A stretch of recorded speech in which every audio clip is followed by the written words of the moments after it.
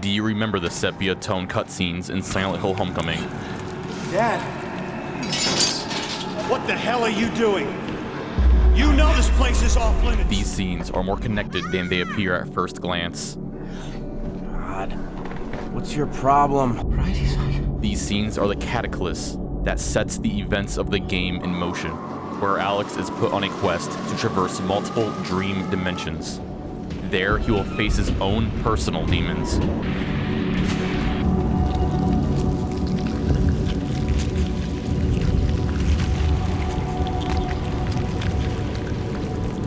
In these dream sequences, Alex will discover the truth about what happened the night of the ritual. What's happening? What did you do? What is all this?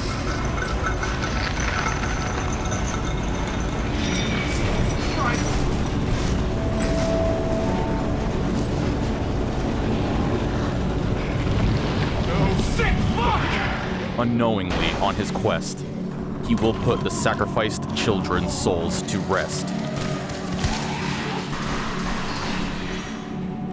Only then, once Alex has properly explored every dream, uncovers his repressed memories, discovers the truth, conquers his demons, and puts the sacrificed children's souls to rest.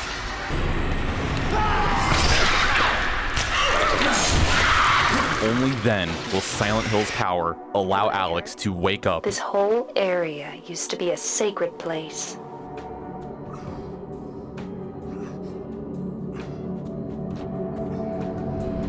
What did you see in there?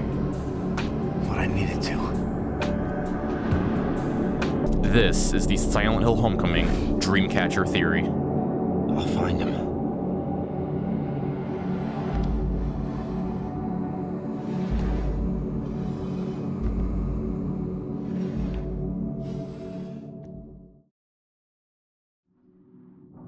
The endings to Homecoming seem to suggest the events that took place throughout the game were a dream. I'm here to expand that notion. Let's look back at Silent Hill 4. Henry travels through a hole in the wall of his apartment, and through that hole, he enters a world, one of many. In these worlds, he can come across portals that lead back to his room. When Henry arrives back in his room through these portals, he does so by waking up in bed, as if to suggest he was only having a nightmare, a continuous nightmare that loops and goes on forever. He re-enters the hole, then awakens again and again and again. And if he happens to die in these worlds, the game over screen is rather disturbing.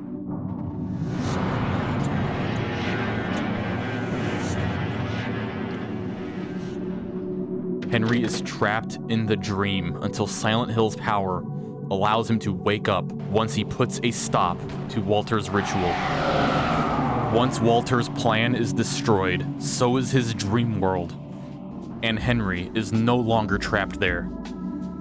What if Alex in Homecoming is undergoing the same thing? The game starts with Alex awakening to the nightmare, similarly to Harry in the first Silent Hill game, Heather in the third Silent Hill game, and Henry in the fourth Silent Hill game. And this all comes full circle, with Alex doing the same.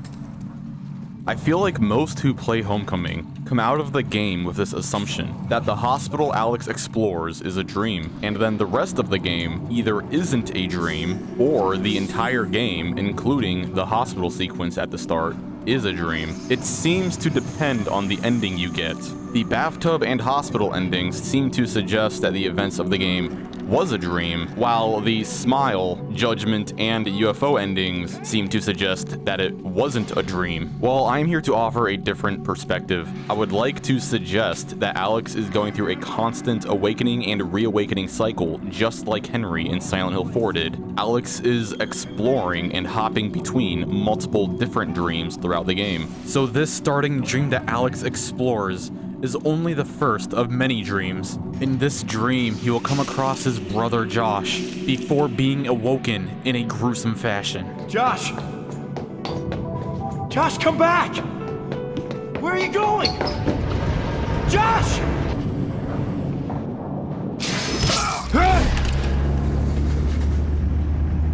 When Alex wakes up in Travis's truck, he is actually awakening into another dream. In this dream, Alex will talk to Judge Holloway, Judge Holloway.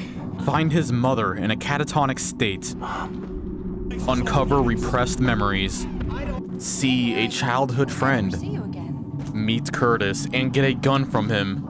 Soldiers gotta have a gun.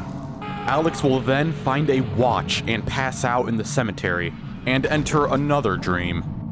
This dream starting in Silent Hill.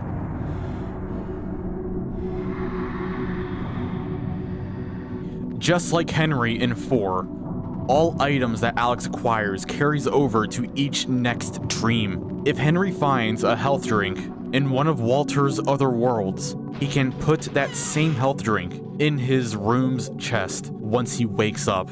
He can then take that same health drink into another dream, and Alex can do the same. In the first dream, Alex can find a knife, 3 health drinks, a first aid kit, and multiple drawings and photos. All of these objects stay with Alex after the dream, and these items will remain in your inventory after Travis drops you off at Shepherd's Glen. And Alex will keep the watch he found, the watch that made him pass out, and enter his next dream. In this dream, Josh's true role and motives are revealed. I will be getting into his true role shortly, but for now, Josh runs from Alex and into the hotel. There, Alex will come across an eerie woman. Her singing is very relaxing and adds a lot to the hotel's amazing atmosphere.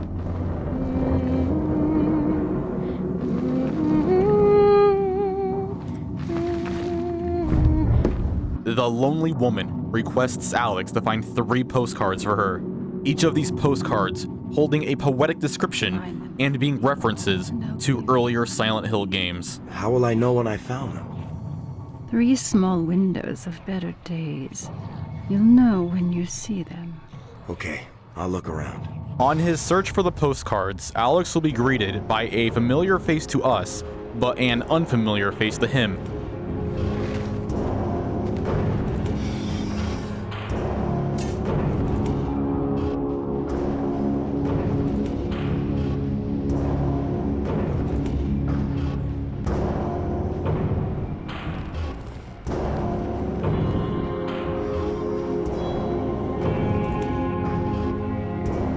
What a beautiful scene.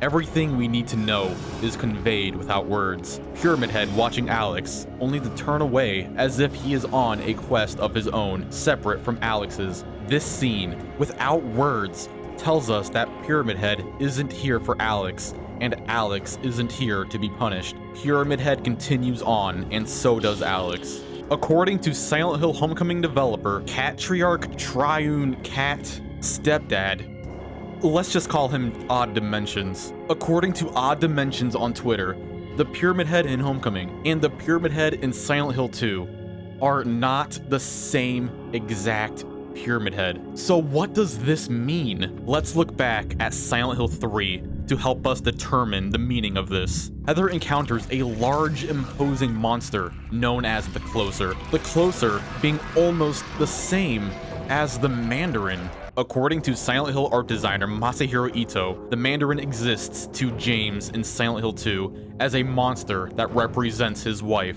This monster, the Mandarin, returns in the form of the Closer to show that Silent Hill's power isn't only dependent on an individual. This Ito tweet reads, "I wanted to express that Silent Hill's power is not only dependent on a person. That is, James or Heather can ask Silent Hill's help to make them creatures involuntarily. And this explains how the Mandarin can exist in both Silent Hill 2 and 3 as different forms of a similar creature." Ito has also mentioned on Twitter Pyramid Heads possibly existing to Angela and Eddie, if the circumstances are right. He says, "I don't know if Angela and Eddie have felt guilty and seen that painting in the Historical Society, but I have interests in each Pyramid Head they encountered in that town," suggesting to me that a version of Pyramid Head, maybe not James's Pyramid Head specifically, but a Pyramid Head nonetheless has the possibility of appearing to Angela or Eddie given the right circumstances. He also says we have never seen Angela's abstract daddy, because the abstract daddy we were looking at was the same thing James was looking at, so the thing she was looking at might be Pyramid Head for her.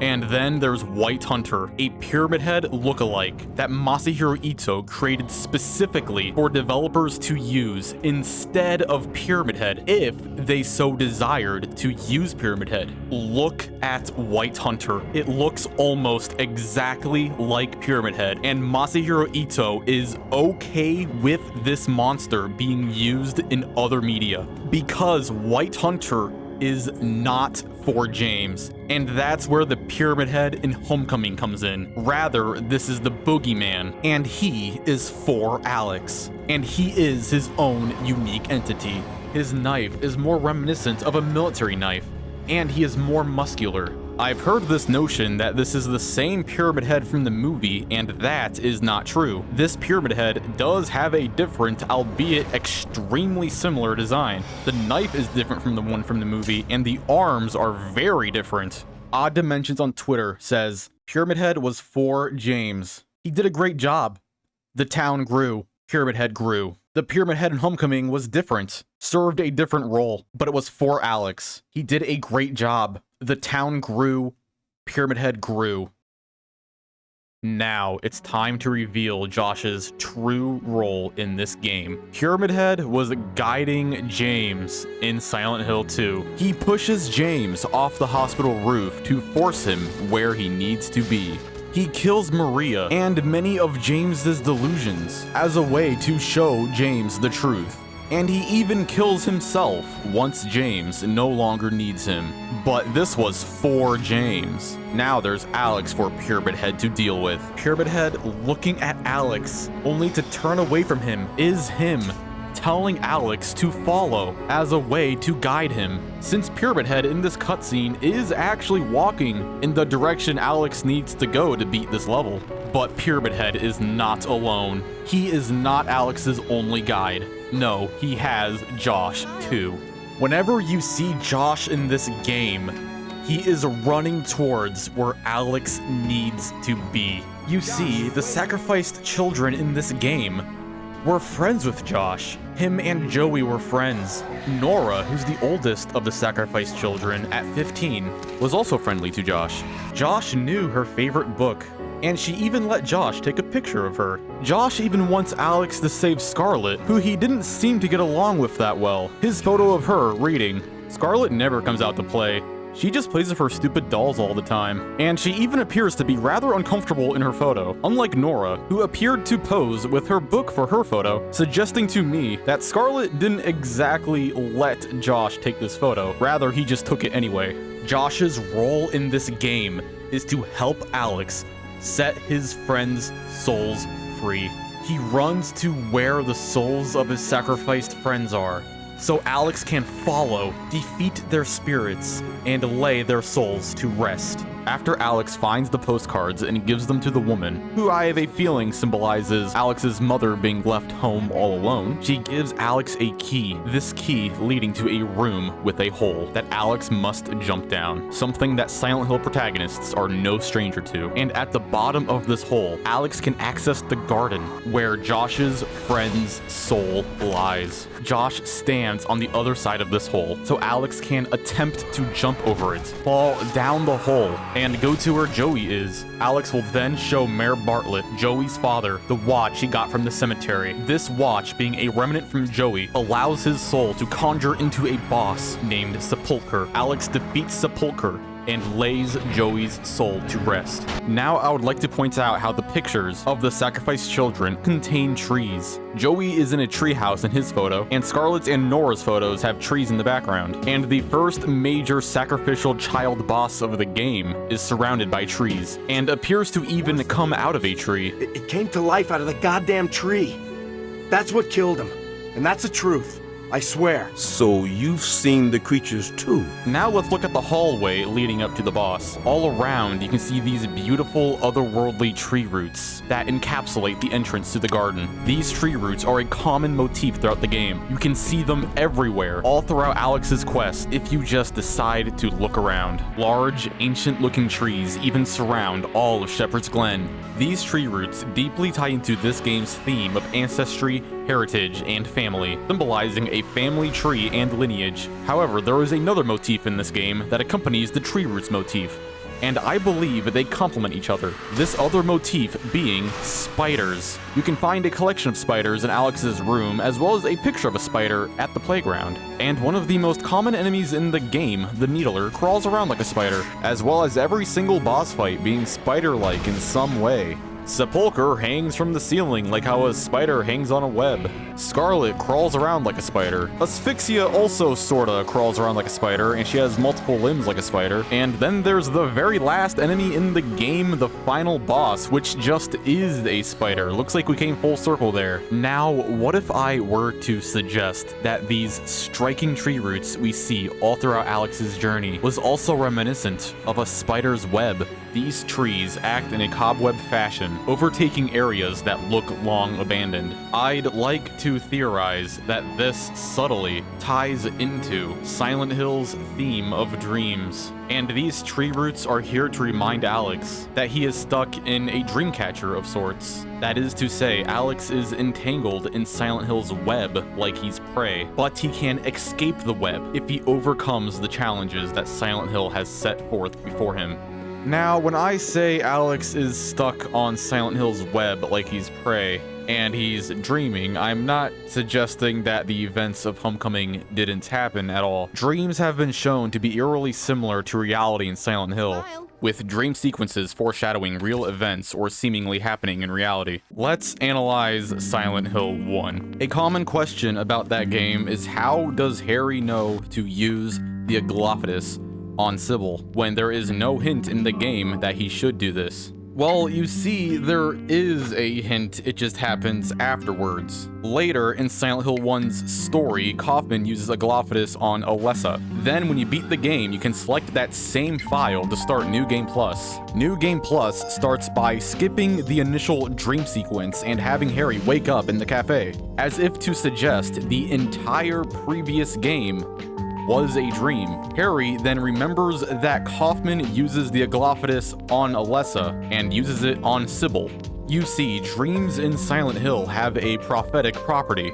They blur the line between reality and unreality, making it so dreams and reality intertwine and become almost indistinguishable. Silent Hill characters often have bad memory akin to one having trouble recalling a dream. Lisa, in the first game, couldn't remember Alessa's care in the hospital. James's amnesia was a central plot point in Silent Hill 2, as well as Maria mysteriously having memories that she shouldn't have, such as her knowing who Laura is before she ever met Laura. Silent Hill 3 is all about Heather regaining her memories as Alessa, and in Silent Hill 4, Eileen slowly loses her humanity as her memories are replaced with Walter's memories. One of Silent Hill's more understated powers is its ability to warp and alter memories. In fact, Travis can be seen remembering his childhood at the start of Origins. Then, by the time he gets to the theater, which is about 2/3 through the game, he seems to have this almost joyous, nonchalant tone regarding the whole ordeal he's in.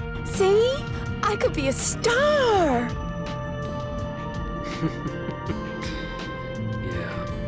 Well, see you around. You need these, don't you? It seems like he just kinda goes along with what Silent Hill has in store for him, almost as if he likes having his traumatic memories repressed. And he seems actively annoyed when his memories are given back to him. Why won't you let me forget? Why are you doing this to me? Come out! And just like many characters before him, Alex is a victim of this Silent Hill power, the power of repressing memories. And in order to overcome Silent Hill, Alex must defeat this Silent Hill property, as in he must push back Silent Hill's warping of his own memories and uncover his true memories. That, along with setting free the souls of the sacrificed children, is part of what Alex must do in order to overcome Silent Hill's challenges so he can finally escape.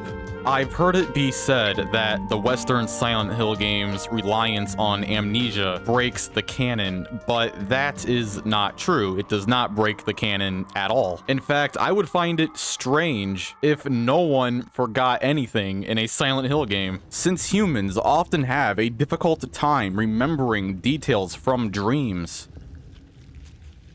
Now, before I continue on, I would just like to give praise to the cutscene leading up to Sepulchre. The voice acting and directing in this cutscene is immaculate, and is a highlight of the series. Even when I'm doing playthroughs where I skip cutscenes, I never skip this specific one. And I even anticipate it when I start with Silent Hill 1 in a Silent Hill marathon. Alex's reaction to Sepulchre is one of the best reactions we've gotten out of any Silent Hill character to date. Anyway, Sepulchre falls down a hole in the ground, symbolic of how Joey was sacrificed by being buried alive, and Alex falls down too, and awakens back at Shepherd's Glen at the police station. This is his fourth dream. And in this one, we'll meet Wheeler, one of my all-time favorite Silent Hill characters. Wheeler is a very conspiratorial-minded character. When you first meet him, you can see him trying to connect the dots about all the missing people. He doesn't trust Alex and invented this conspiracy in his head that Alex is responsible for Mayor Bartlett's disappearance. And he says, "I knew it," in the UFO ending. I love that. Wheeler helps us through the police station before getting separated. Alex must continue on by himself. He makes it through the police station and finds Elle taking refuge in a police car. This is Siam. Notice how Siam's arms are reminiscent of the Mandarin's, and how defeating it gives us the Shades of James achievement. Could this monster be another remnant from James? Let's see what Odd Dimensions has to say. Siam only appears when Elle is in trouble. You also get the achievement for killing Siam that says something about James. It represents the strong male, helpless female dichotomy, both from Silent Hill 2, Adam and Lillian from Homecoming, and now Alex and Elle. I also want to point out how I've seen the Siam being reminiscent of the Mandarin be called a plot hole, but I've never seen the Closer from Silent Hill 3 be referred to as a plot hole. Just wanted to point that out, as if there's a double standard going on, but I digress. Alex and Elle take refuge in the sewer. They get separated, and something vague and alarming happens. This is one of the strangest and most forgotten parts of Homecoming's story. Let's analyze how weird this is. Alex and Elle get separated in the sewer. Alex finds Elle's walkie-talkie, surrounded by a large pool of blood. Then, upon leaving the sewer, he talks to Wheeler extremely nonchalantly about it. Alex, come in, are you there? Wheeler, are you alright? Hey, I've been better, but I'm okay. Did you find Elle? Yeah, but we got separated. I'm looking for her now. Where are you? I'm just now leaving the station to find Fitch. Look, we need to stick together. Meet me at his office. Maybe he knows where Elle is. Okay, I'll meet you there. God, I hope Elle's okay. He then seemingly forgets about her before she comes back later for no discernible reason. What can we make of this? Well, in my opinion, this is one of the most overtly dreamlike moments in Homecoming. In Silent Hill 4, there is a part where Henry needs to reawaken back at his room. He was with Eileen when he went to go do this, and when he awoke in his room, he realized Eileen did not follow him. When Henry goes back through the hole and re-enters Walter's dream, where Eileen is, Eileen says that he just disappeared all of a sudden. And maybe this same scenario that happened to Henry and Eileen happened to Alex and Elle. I could say that Elle possibly got separated from Alex when she entered a different dream of her own. This manifested in Alex's dream as a lone walkie-talkie surrounded by blood, serving as a disturbing remnant of Elle. Alex and Elle then get reunited once they enter the same dream again later on. Now, as to why Alex doesn't seem all too concerned about her, I really don't know. There is this absurd part near the end of the game where Alex tells Elle to go escort herself out of the lair. You need to get him out of here. I mean, come on, Alex, you're not gonna walk her out yourself. It's kind of dangerous. They aren't all too bad as love interests, though. They have good banter on the boat, and Alex does come to the rescue when he needs to, so their love story isn't a total catastrophe.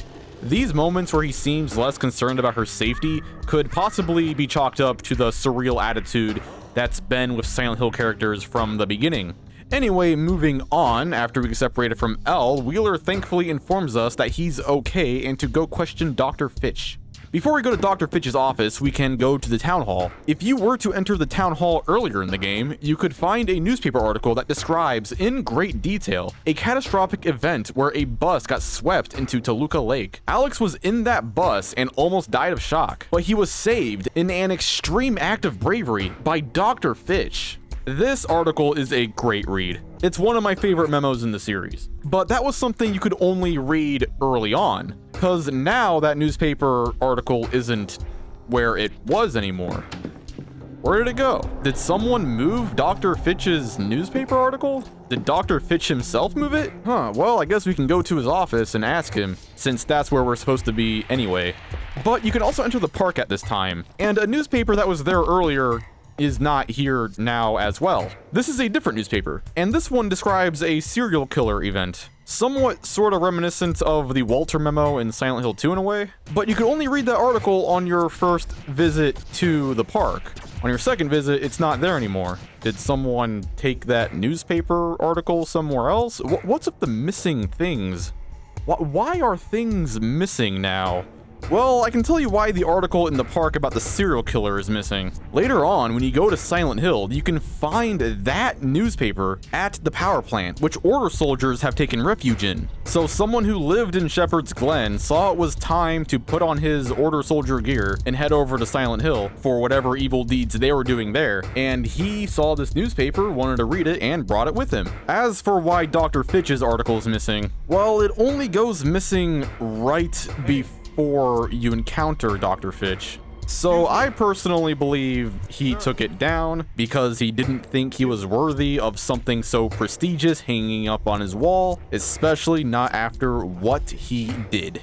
Now, what did he do? Well, after he seemingly disappears into his office, you can enter this realm of sorts by looking at Scarlett's doll falling asleep and then waking up at the other realm. Oh my god, it's another dream. This is Dr. Fitch's true location. I like to think that Dr. Fitch comes to this place often. Like, he likes to look at this doll so he can come here. Also, this area is huge. It's massive, and there is not a single load screen in this entire area. It's all one seamless connected area, and this is how pretty much every area in the game is. Say goodbye to those load screens cutting up each and every single room transition, cause we got next gen loading on our side. Also, look, it's Josh! And look, it's an imprint of a girl strapped to the bed. That's disturbing. And there's a picture of a bloody girl head next to the bed. Oh my god. I guess it's time for Josh to lead us to the next soul to lay to rest. Alex finds Dr. Fitch, and these pre-boss fight conversations are so good. With Mayor Bartlett and Dr. Fitch, you really get the feeling that these people really loved their kids, and they've traumatized themselves beyond any repair, especially Dr. Fitch, because of what they did to their kids. And part of what makes these cutscenes so effective is how beautiful the rooms they take place in are. Joey's boss cutscene took place in this beautiful garden that I already went over, and Scarlett's boss room is so detailed, and you can hear the low hum of the fan at the top, and you can see its shadow get cast on the ground, how it slowly spins. Anyway, Josh has led us to Scarlett, so we must lay her soul to rest. Alex shows Dr. Fitch Scarlett's doll, and this causes Scarlett to appear. Her boss fight is symbolic of her love of dolls, as well as her being sacrificed by dismemberment, which is why pieces of her break off as you fight her. Which also explains why there was an imprint of a girl on a bed earlier, as well as explaining why there was a picture of a bloody girl's head next to the bed. This is a lot like the previous boss fight in a way. Both bosses represent sacrificed children, and they are symbolic of how they were sacrificed as well as their interests. Joey he loved playing in the garden, for example. Also, Scarlet's entire boss fight is such a vibe. The music, ah, it's so good. When she starts walking around like a spider and the bass drops, gosh, such a good moment. It gives me chills every time.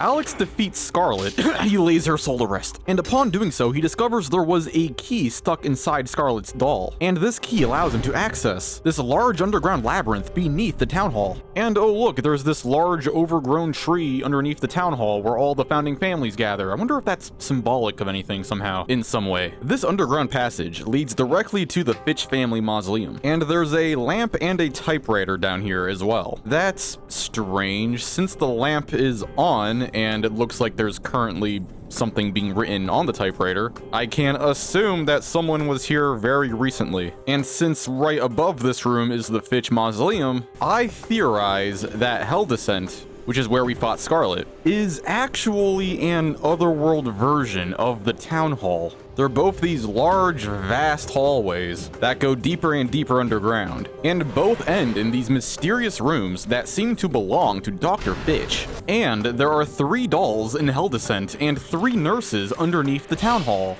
We eventually make it back inside our house, and this scene is one of the most important scenes regarding this theory. Alright, let's analyze this sequence right here. Alex gets knocked out by the Order Soldier. Alex is passed out currently. While Alex is passed out, the Otherworld manifests. While he's passed out, the Otherworld manifests. Let me say it twice. And when he wakes up, he awakens to the Otherworld house, already fully transformed. This is a literal look at what's been happening to Alex. Before Hell Descent, you just see Alex pass out and then he wakes up in Hell Descent. You don't see the physical transformation.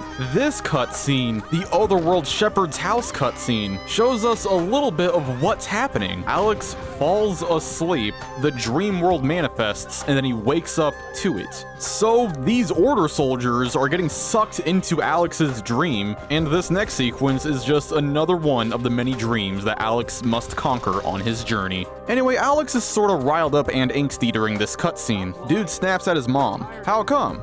Well, before this cutscene, there was a different scene. It's a somewhat wholesome yet sad scene involving his little brother Josh and his father having a bonding moment, something that Alex and his dad never had. This is in direct contrast with a different scene earlier where Alex's dad was scolding him. Both of these cutscenes are in sepia tone, telling us that they're related. These scenes shows us the dichotomy between how Josh and Alex were treated by their parents. Alex stumbles into his father's hunting room one day. Alex then gets shaken by his dad in this disturbing scene. Then we see that same father figure talking tenderly to his other son and bestowing him a precious family ring. No wonder why Alex is so pissed in this cutscene, especially considering that all of his family photos were taken down. Remember, all of the sepia tone cutscenes in this game are related. Now that we're at the Otherworld Shepherd's house, I would like to share a theory. At the Otherworld Shepherd's house, you can find 3 masks: the Indifferent Mask, the Frowning Mask, and the Angry Mask. These masks symbolize Alex's mother, Lillian. 2 of these masks, the Frowning Mask and the Indifferent Mask, get used in a puzzle. So what happens to the Angry Mask? Well, it disappears from your inventory. Outright, it's just not there anymore, it vanishes. You could interpret this as a developer oversight or a creepy detail. But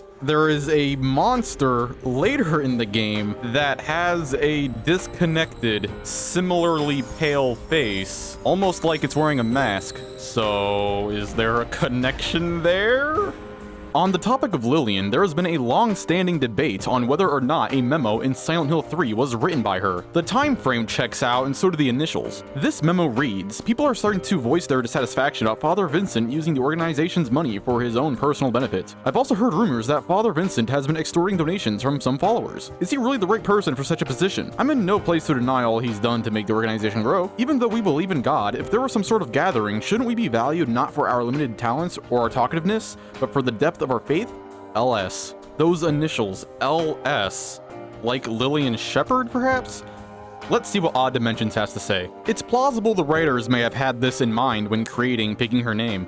I don't recall any specific ties, so let's headcanon this as yes, it totally fits. Hell yes, official headcanon. Lillian totally wrote this memo. I know of a select few people who would be very happy with me saying that, and don't worry, I got your back.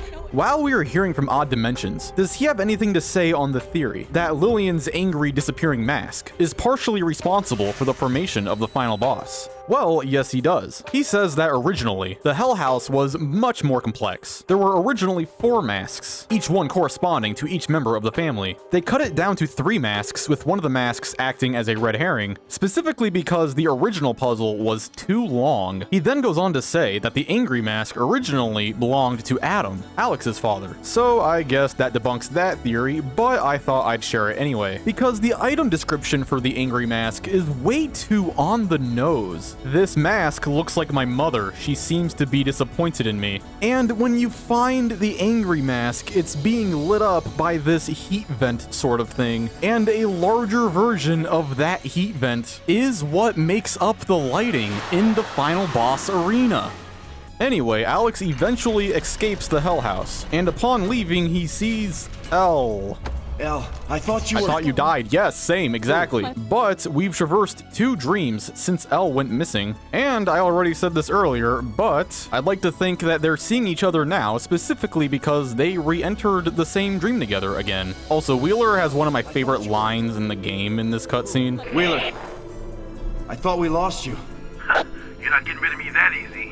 You're not gonna get rid of me that easy. God, that's such an action movie line. Oh my god. Next up is the boat cutscene. This cutscene is extremely infamous because it implies that Sybil, a beloved character from Silent Hill 1, got tortured to death off screen. What a legacy. I was okay with the developers dipping their fingers into Pyramid Head, but this is disrespectful.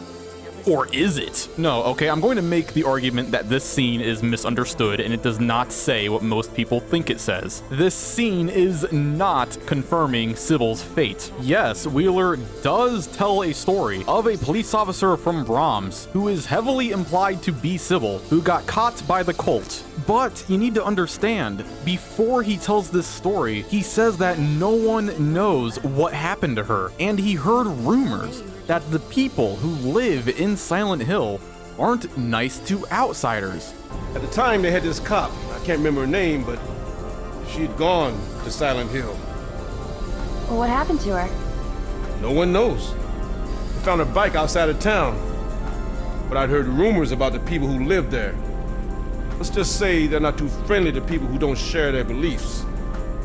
The Order. So this scene is Wheeler giving us a suggestion on what he thinks might have happened to Sybil. He says no one knows what happened to her, and he heard rumors. The only concrete things we get out of this is that her bike was found outside of town and she's presumably missing. You can come up with many headcanons just with that information that can explain how both the good and good plus endings in Silent Hill 1 could be canon. As far as I'm concerned, Sybil is still alive and out there somewhere, and I never saw how this cutscene was supposed to give her a definitive fate. Anyway, the boat gets ambushed and Alex wakes up at Silent Hill, in a scene that seems to almost directly parallel a certain scene later. The scene I'm referencing is the scene at the end of the game where Josh dies. Josh can be seen falling off a boat into Toluca Lake, just like Alex in this cutscene. Also notice how not much seems to knock Alex out here. No, really,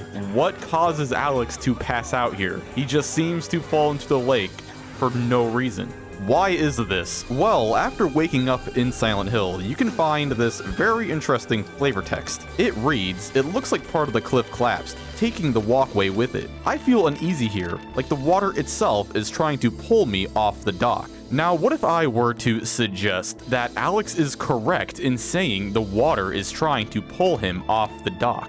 And that the reason why he passed out so easily in this cutscene is because it was Toluca Lake itself that caused Alex to fall off the boat. And what if I were to go further with this suggestion and say that the reason why this cutscene parallels the Josh cutscene so much is because Toluca Lake is what killed Josh. No, I am not saying that Alex accidentally killed Josh in Toluca Lake. No, I'm saying Toluca Lake itself, as some sort of eldritch or paranormal entity, intentionally killed Josh, and Alex took the blame. And Alex and Josh's father, Adam, knew that this was a possible thing that could happen, which is why he constantly warned Josh specifically to never go onto the lake. Dad never lets us out on the lake.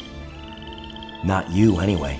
Remember that newspaper article from earlier that tells a story about Dr. Fitch saving Alex from a bus that got swept into Toluca Lake? Well, a detail about that story that I didn't mention is that all of the kids on that bus made it out relatively fine. Alex, on the other hand, was pinned by the bus and trapped in the lake still, while all the other children were able to escape.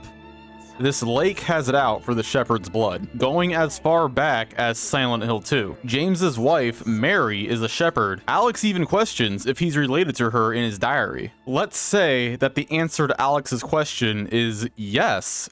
Mary is related to him. Did Toluca Lake perhaps curse Mary with her terminal illness? James and Mary spent the entire day looking at the lake. We spent the whole day there. Just the two of us, staring at the water. Please promise you'll take me again, James.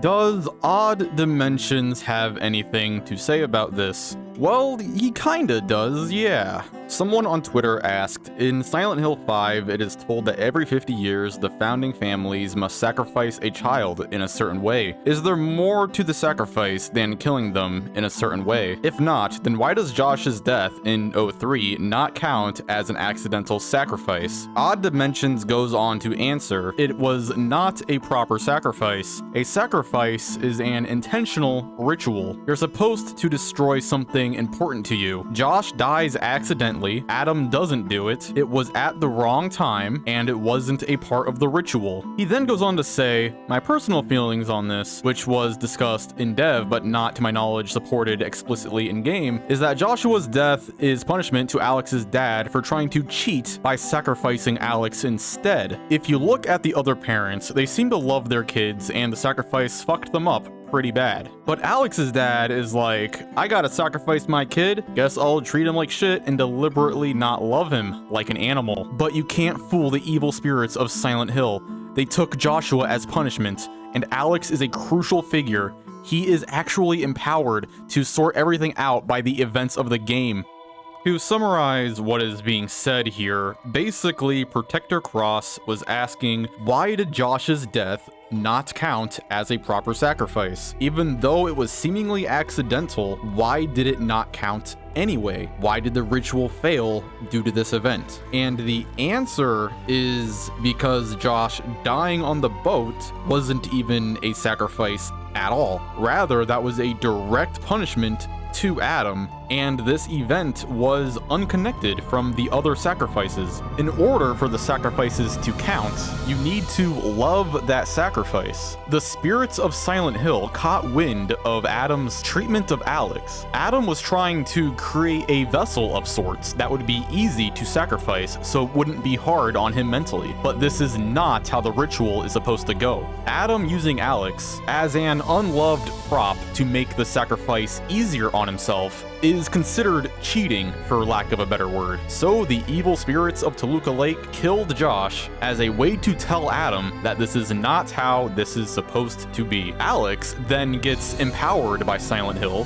to correct the ritual in a way. So if Alex properly conquers the events that Silent Hill puts him through, then the gods won't be angered and everything will seemingly go back to normal. I mean, granted, the kids are still dead, but at least their souls are put to rest. And I may be getting a little bit ahead of myself here, but I like to think that this is why the good ending requirements are so arguably disagreeable. To get the good ending, you need to choose to shoot your mom in the head instead of not doing that, and you have to forgive your piece of shit dad, instead of not forgiving him, which is probably what most people chose on their first playthrough, because the game presents him as one of the most unlikable characters pretty much ever. So maybe shooting your mom and forgiving your dad ties to the good ending, because these are punishments for Alex. Alex must shoot his mom and forgive his dad, and if Alex does these two incredibly painful and hard things, then you get the good ending, because you've properly been punished. So there is no need for a punishment style ending, like the hospital, bathtub, or judgment endings, because he's already been fully punished, so he can just leave now. In the good ending. Anyway, back on track, Alex wakes up on the shore of Silent Hill into his next dream. Now that we're at Silent Hill, I must say this is one of the most underrated incarnations of Silent Hill in the series. Believe it or not, this is the first Silent Hill game since Silent Hill 1 to have a side quest. With some exploration, you can solve an optional puzzle that gives you the rifle. This time around, the rifle is extremely useful and overpowered. This completely optional cemetery, with this optional puzzle and this incredibly useful optional weapon, is a great addition, especially considering that Silent Hill 3 and 4 were much more linear than Silent Hill 1 and 2.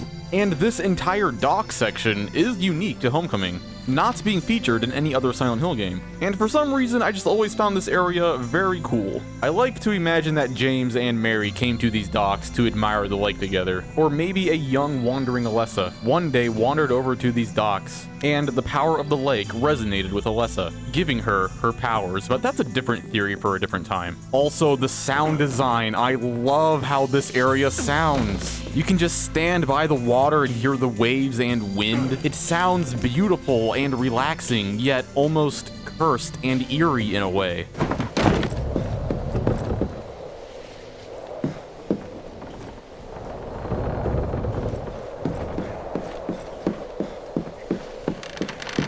Also, this is such a small thing, but I'd like to mention it anyway. I love how Homecoming goes back to the 3D models in the menus, as well as having 3D item zooms. In Silent Hill 1, whenever you picked up an item, you would see a 3D close-up of that item, and it would appear in your menu as a rotating 3D model that you could examine. This was originally unique to Silent Hill 1. Silent Hill 2, 3, and 4 did not do this, instead using 2D sprites to represent the items. But the 3D menu items made a return with Silent Hill Origins and Homecoming, giving these games a Silent Hill 1 charm that was missing from Silent Hill 2, 3, and 4. We eventually make it to the prison since that's where Elle and Wheeler were taken, and now that we're here, I'd like to share my favorite glitch in the game. Have you ever thought that the starting dream in this game was too dark? Well, I do too, but guess what? You can make it a lot brighter. If you have a save at the prison, you can load that save and then restart and then start a new game. This will cause the lighting system from the prison to be carried over to Alchemilla Hospital, causing that whole starting section to be a lot brighter and easier to manage. Anyway, Josh is at the prison and you can see him running directly towards where the boss room is, so I guess that's where we're going. A detail I want to point out is that every single security monitor in this prison has a corresponding camera to it. Once you meet Wheeler, he will guide you through the prison, and he knows where you are because he's looking at you through the security cameras. And every time he talks to you, you can look around and see the security camera that he's seeing you through. And the security cameras even blink like they're on. God, the attention to detail is so good. On our way through the prison, there is a part where Alex says something and Wheeler mysteriously does not respond. All right, Wheeler, I made it in. I'm gonna look around. That's strange. Why did Wheeler not respond? I guess he lost connection with us.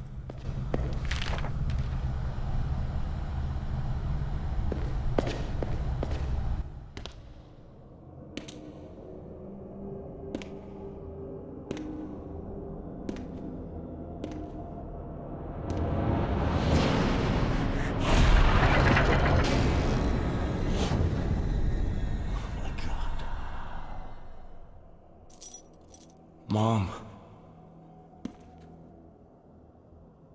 Jesus, what did they do? This scene. Alex. is so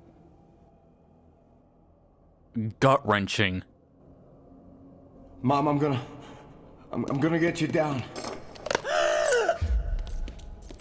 Remember back to when I talked about Alex being an unloved prop who was made to make the shepherd's family sacrifice easier? Well, the sins of the shepherd's family has come full circle. The tables have turned, and now Alex must sacrifice his mom, who he loves dearly.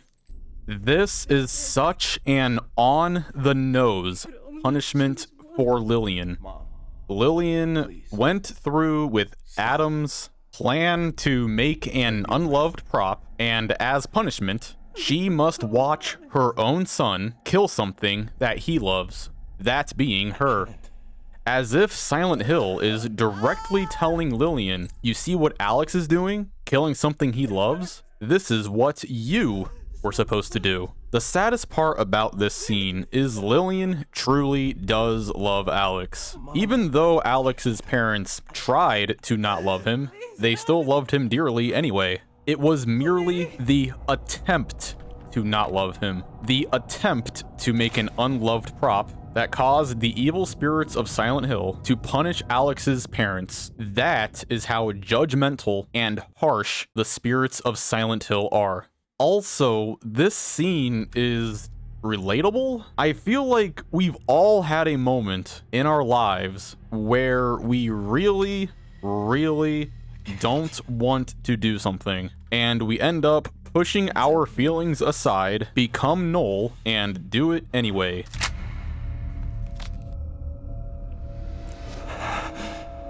I love you.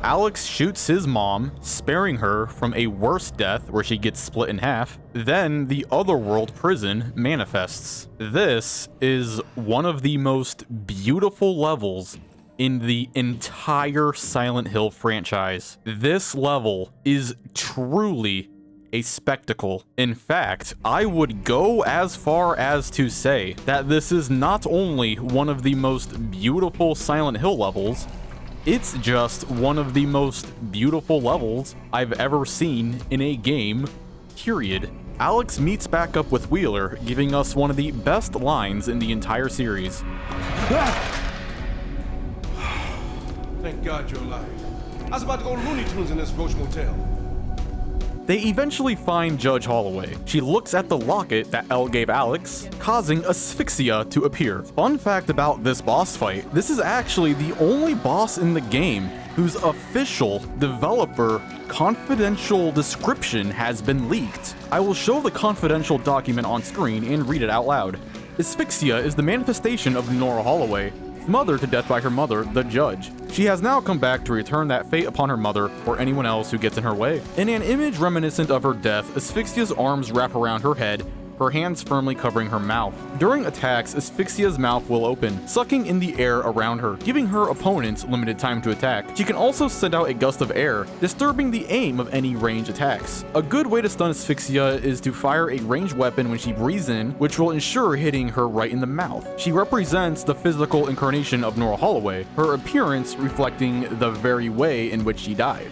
Now she is taking back that precious air that was stolen from her by removing it from anyone who steps in her way. Also, just like the previous boss fights, this boss arena is beautiful. I've never seen anything like it in another game. It appears to be the combination between the top of a prisoner watchtower and an empty gas chamber. After Alex does this incredibly over-the-top finisher and lays Nora's soul to rest, Josh appears and runs directly towards the church. This is to guide Alex to their father, so one of the most important scenes in the game can take place. Also, before I go on to the church, I just want to point out how good this area looks. Look at this area. This might be my favorite Otherworld street section in the entire series.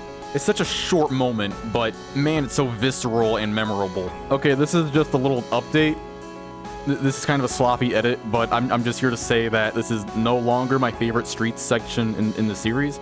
That has been replaced by a streets section in the Silent Hill 2 remake, which came out at the time of making this video.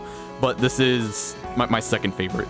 This oppressive otherworld street section beautifully contrasts with the very next area, the church, which is this quiet, serene, beautiful place where holy music plays.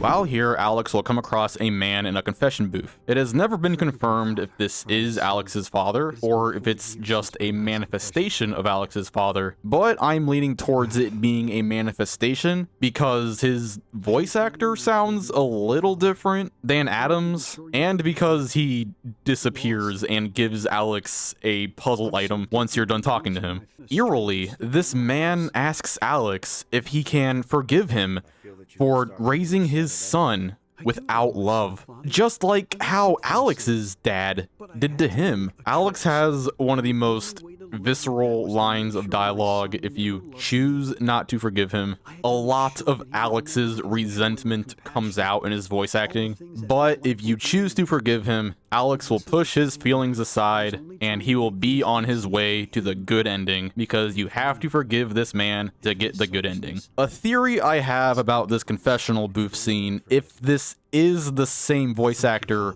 as Adam, is that this is actually a manifestation from the past. And what we are seeing is past Adam confessing his sins to a priest. And Silent Hill took this moment and brought it to Alex in the present day. However, Silent Hill is not as forgiving as Alex.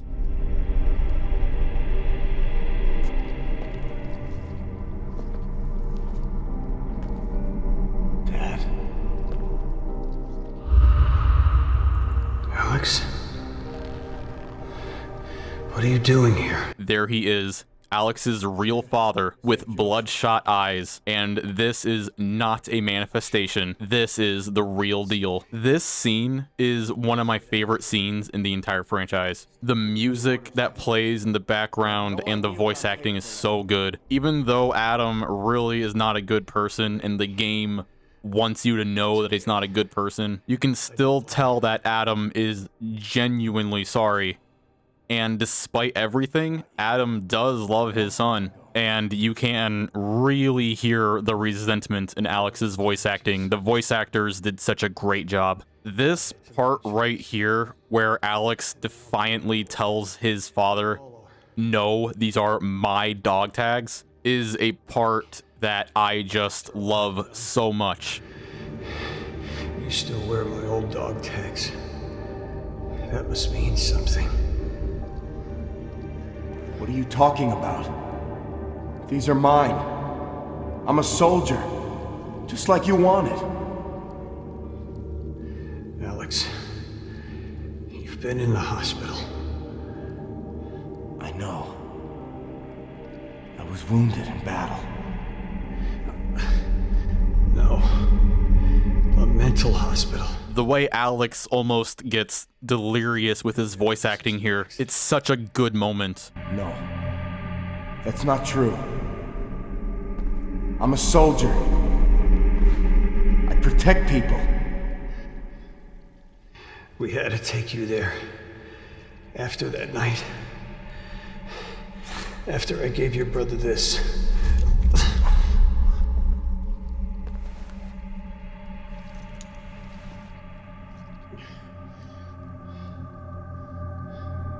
What is this thing? What did you do? Where's Joshua? The boogeyman comes and kills Adam, seemingly representing Alex's hatred for his father, and then the boogeyman walks away down the stairs as a way to guide Alex to the next area. The way Alex acts in this scene always reminded me of a certain other Silent Hill character. What other Silent Hill character defiantly and almost deliriously, adamantly states that they are something that they aren't? Mary?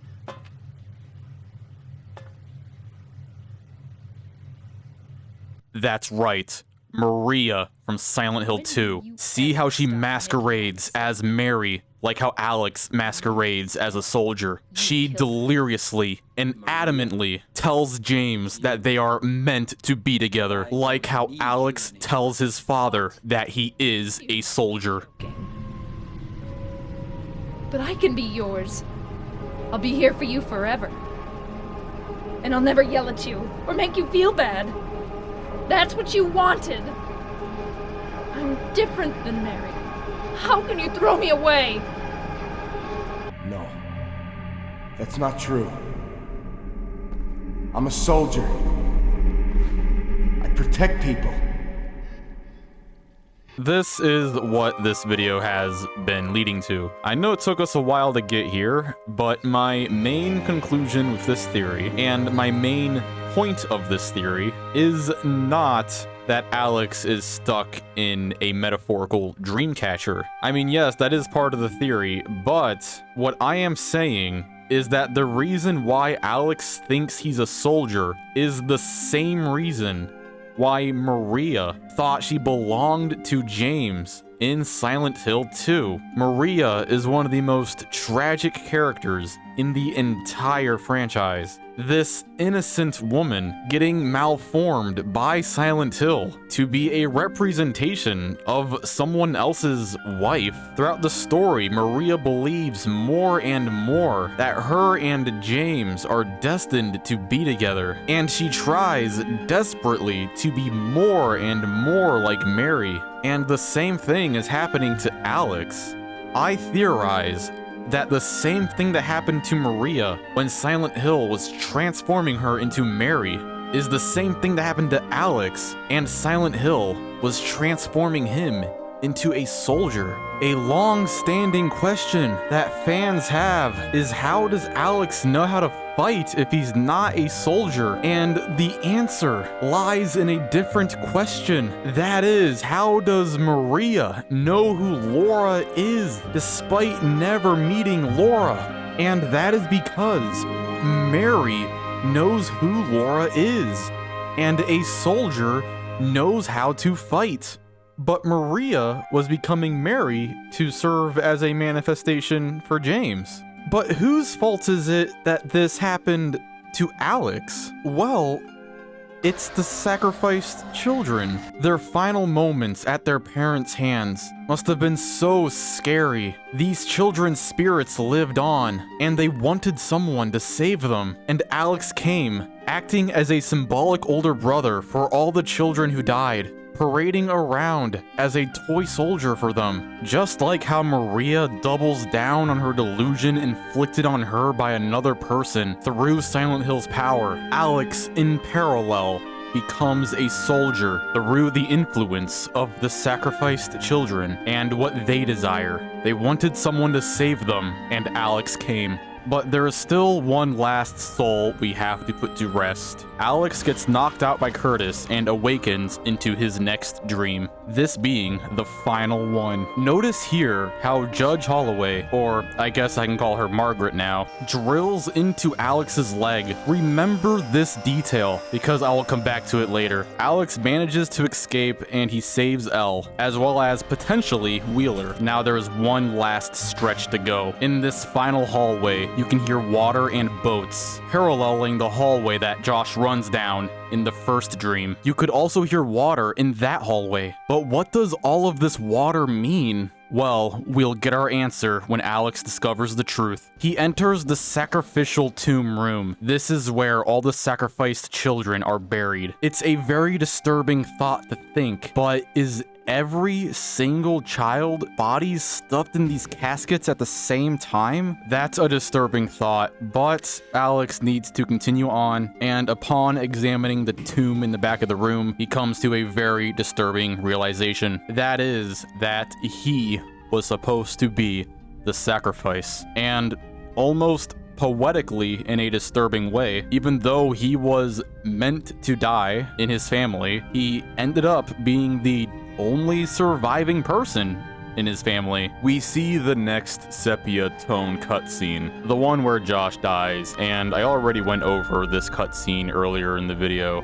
However, there's still more to say about this scene. Ever notice how each sepia tone scene in this game is a slightly different brightness? They get darker as the game goes on. This is a subtle hint that helps us put these scenes in order. You see, the earlier the sepia tone scene takes place, the brighter it is. So the brightest sepia tone scene is the one where Alex is a child getting shaken by his father. This scene is the earliest one, and then the darkest scene is the one where Josh dies on the boat. This indicates that this is the last one. So here's what happened. The day before the ritual, Adam bestows his son, Josh, the family ring. Later that day, Josh has a nightmare in bed, which seems to be a common occurrence for him. Alex then gives Josh the flashlight to help Josh sleep. Alex, deeper into the night, decides to wake up and take Josh onto Toluca Lake. There, they fight over the family ring, and Josh dies, thus putting the events of the game in motion. The founding families will then sacrifice their own children, but the ritual will fail due to Josh's death being too early for the sacrifice to work, and because Adam didn't have it in his heart to sacrifice his other son when the right time came. So, the sepia tone scenes in this game are a non-chronological series of directly related events that all happened on the same day in quick succession of each other, with the exception of the earliest scene, the one being where Alex finds his dad's hunting room. This scene is the only one that does not take place on the same day as the other scenes, but it is still related as it parallels the very next chronological sepia tone scene, the one where Adam gives Josh the ring, and displays the difference in how Josh and Alex are treated by their parents, giving us context for why they would fight over the ring on the boat later. These memories were sprinkled throughout Alex's dreams for him to recover on his quest, and since he finally uncovered all of his true memories, he is allowed to face the final boss. And if he defeats this monster, Silent Hill will allow him to finally wake up. This is one of the most mysterious entities in the entire franchise. No one can seem to fully agree on what this monster represents, though some seem to think that it represents Josh, his interest in spiders, and how he was overprotected by his parents. But Odd Dimensions on Twitter has one of the most interesting takes on this creature that I've seen personally. He says, in Silent Hill, physical torture and death reflect sin and its punishment. Mental health is made real hell. The physical journey must be an allegory for the mental one, and it cannot be spelled out explicitly. This is why the end of the game is Alex rescuing Josh from Amnion, the waters. It's not fair. Josh is literally a true innocent. He wasn't supposed to die and travel into the clutches of evil to become its servant of vengeance, i.e. a boss. It should have been Alex. This ties back to Alex being the arbiter of justice. The waters did an unjust thing by claiming Joshua improperly. It kicks off the events of Silent Hill 5 and its various endings, but it is fundamentally an improper sacrifice, a paradox required to set the bloody machine going. So, to me, what Odd Dimensions is saying here is that this boss fight is symbolically Alex rescuing Josh from Toluca Lake.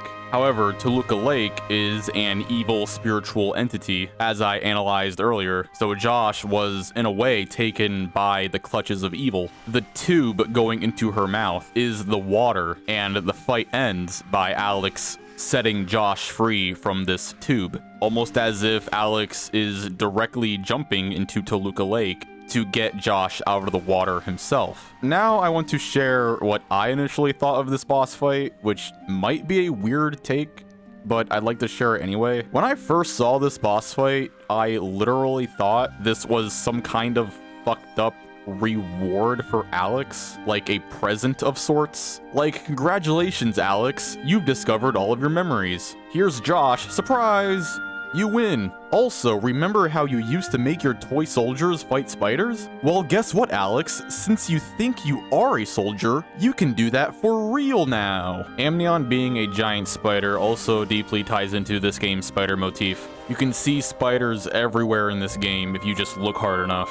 In a way, it almost seems like Silent Hill is attempting to make a spider throughout the story, but it can only make a true spider for Alex to defeat once he sets free the children's souls and discovers his true memories. Only then can the family web and Dreamcatcher be symbolically destroyed through a spider boss made specially by Silent Hill for Alex to conquer. So earlier when I said that Alex is stuck on a Dreamcatcher, the final boss is as if that became less symbolic and more literal, and now Alex is a prey and Amnion is the predator, and Alex needs to escape from this spider's web by defeating it. The waters of Toluca Lake also deeply tie into this game's otherworld. There seems to be this idea that the otherworld in this game is just Alessa's otherworld again, and while the otherworlds are similar, it does share a thematic purpose in Homecoming. All of the rust in the otherworld in this game symbolizes erosion. Metal gets rusty when submerged in water, and this game's otherworld is the rusty otherworld to hearken to the way that Josh died. And I like to think that Amnion's limbs are rusty and she's bloated as a subtle and creepy way of saying that this monster crawled directly out of Toluca Lake. Anyway, upon defeating Amnion, Alex apologizes to Josh, and he has successfully conquered his final monster along with uncovering his memories, and Alex is finally allowed to wake up. Now,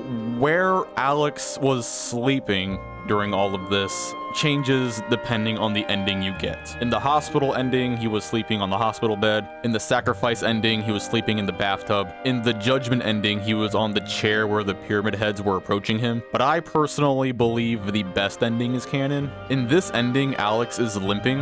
And remember how Alex got his leg injured by Margaret, and how afterwards his leg seemed to completely heal mysteriously, and he was walking around just fine. However, for some reason, he's limping after he leaves the lair. Well, I theorize that this hints that in the context of the good ending, he was sleeping in the torture room where Judge Holloway planned on killing him, but he managed to survive with only a limping leg.